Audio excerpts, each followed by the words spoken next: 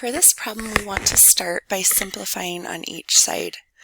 Now, it might be really tempting to combine this 5 minus 3 to start with. You cannot do that. If you remember our order of operations, please excuse my dear Aunt Sally.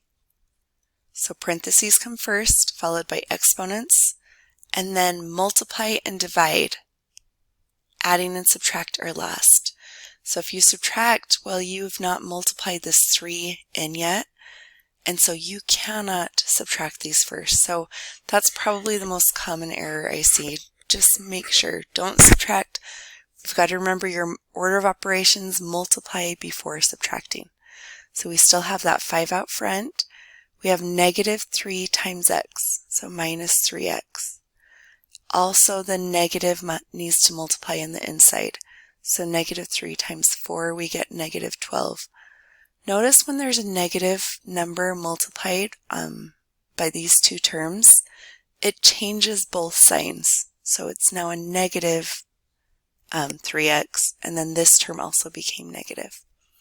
So equals 2x plus 3.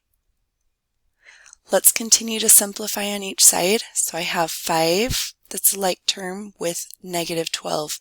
Again, notice I'm keeping the signs in front of the term.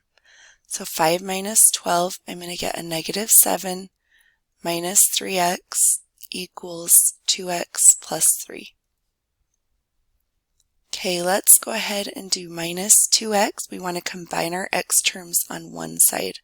So I like to have mine really organized so I can see exactly what's going on, leave myself enough space to solve. So those cancel. I still have negative 7, negative 3, go down 2 more. I'm at negative 5x equals 3. I'm going to add the 7 on each side. So I have negative 5x equals 3 plus 7, which is 10.